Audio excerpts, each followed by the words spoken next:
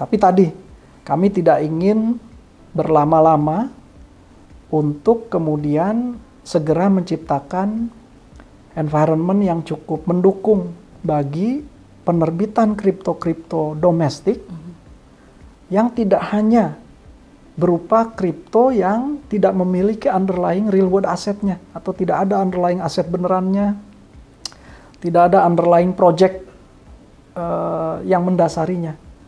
Nah, jadi kami di OJK memang memiliki lingkungan uji coba dan simulasi, yaitu regulatory sandbox di OJK.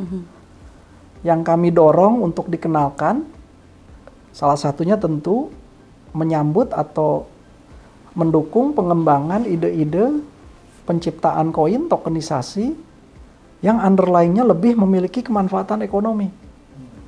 Jadi jangan hanya koin yang sifatnya misalnya fanbase gitu ya, atau meme koin yang mungkin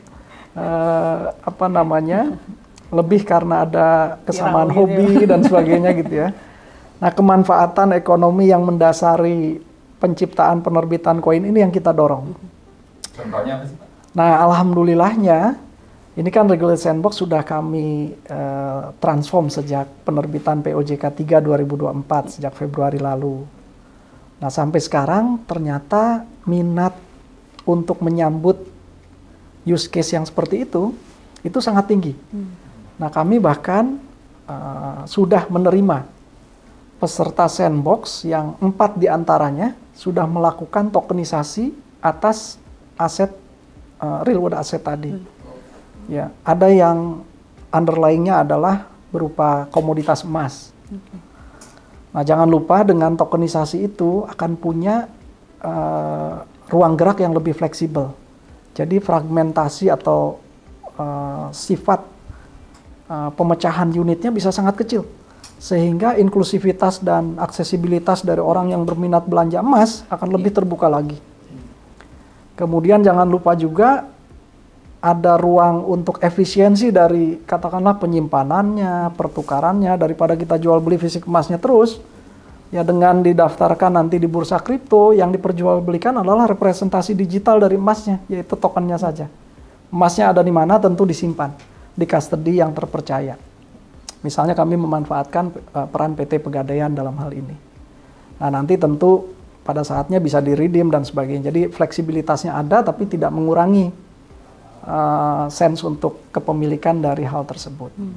Nah, ini ada lagi use case yang underlying-nya adalah aset properti. Nah, kita tahu properti ini juga ada ruang misalnya untuk instrumen yang bisa disekuritisasi di industri pasar modal, yang mungkin peraturannya memiliki kriteria dan persyaratan tersendiri. Nah, kami juga menawarkan bentuk lain dari pemanfaatan underlying properti itu dengan tidak disekuritisasi, tapi ditokenisasi. Tentu kami berikan kemudahan-kemudahan dalam konteks ini. Ya, dengan persyaratan yang katakanlah lebih cocok. Karena tokenisasi itu tentu memunculkan ruang fleksibilitas dan sekali lagi kemudahan dalam penerbitan dan penciptaan token-token dengan underlying property dimaksud. Ini sudah berjalan. Sudah ada satu gedung yang sudah menjadi underlying-nya dari kumpulan, katakanlah daftar gedung yang direncanakan akan dilakukan konversi aset digitalnya. Dan tentu nanti setelah itu tentu kan kemanfaatannya ada.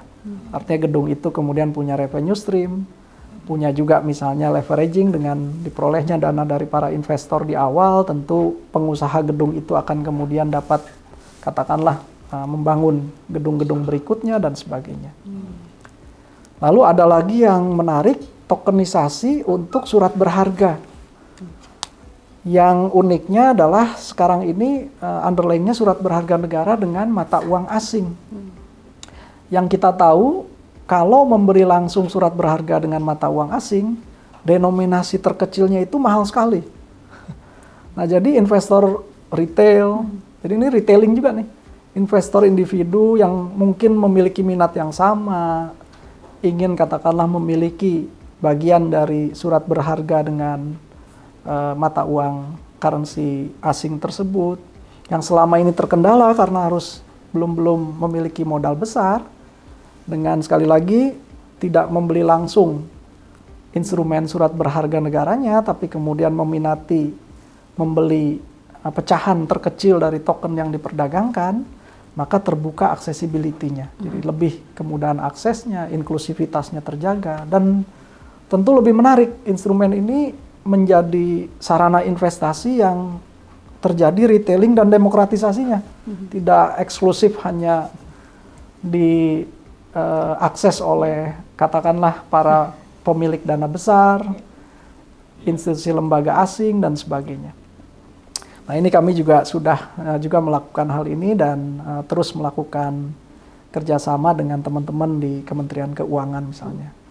Nah, sekali lagi itu dalam konteks sandboxing, tapi yang menarik 2 diantaranya bahkan sudah diperdagangkan misalnya, sudah diakui menjadi instrumen yang dapat diperdagangkan di bursa kripto. Nah, ini akan terus kita sediakan nih ruang. Nanti apalagi gitu yang berupa real world asset di belakangnya atau project bahkan. Ya mohon izin mungkin tadi dinyatakan juga gimana nih dukungannya dengan program pemerintah, siapa tahu leveraging dari misalnya program pembangunan 3 juta rumah yang mungkin katakanlah salah satu ruang untuk akses pendanaannya selain mengakses layanan dari sektor keuangan lainnya, misalnya perbankan, pasar modal, dan lain-lain, ya mungkin menarik minat investasi melalui penciptaan tokenisasi dengan underlying adalah kontrak proyek pembangunan rumah tadi, bisa kita coba uji cobakan dan tawarkan kepada publik.